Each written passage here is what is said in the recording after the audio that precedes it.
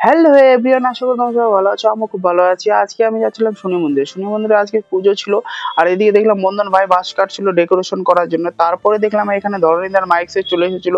আর আমাদের গ্রামে যতই পুজো হোক না কেন ধরণীদার মাইক সেট থাকবেই। এদিকে আমাদের ধরণীদার মাইক সেট গুলো সেট করছিল আর দেখে নিচ্ছিলাম আমরা কি কি এনেছে। আর এদিকে দেখলাম বন্ধন ভাই গাছের মধ্যে চোঙগুলো লাগাচ্ছিল যেন আমাদের গ্রাম থেকে অন্য গ্রামে আওয়াজগুলো যায়।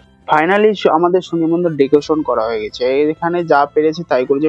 তারপরে দেখলাম সন্ধ্যাবেলা ঠাকুর মশাই চলে এসেছিল পূজা করার জন্য। আর এখন প্রথম পূজা হচ্ছিল নারায়ণ পুজো। নারায়ণ পুজো না হলে শনি পুজো হয় না। এই পুজোতে আমাদের গ্রামের প্রতিটা লোক উপস্থিত ছিল। শনি মহারাজ, তুমি যেন আমাদের গ্রামের প্রতিটা লোককে ভালো রাখো, সুস্থ রাখো, যেন আমরা আমরা বছর বছর তোমার পুজো ভালো করে দিতে পারি। ফাইনালি আমাদের শনি পূজা কমপ্লিট হয়ে গেল। তারপরে চলে এসেছিলাম আমরা খিচুড়ি বিতরণ। আমি ছোট থেকে শুনে এসেছি শনি পূজার প্রসাদ কোনো চালের নিচে খাওয়া হয় না, সেই জন্য আমাদের প্রসাদ বিতরণ ছিল রাস্তার মধ্যেই। আর আজকের ভিডিওটা এই পর্যন্ত ছিল। ভিডিওটা যদি ভালো লাগে অবশ্যই লাইক কমেন্ট করে সাবস্ক্রাইব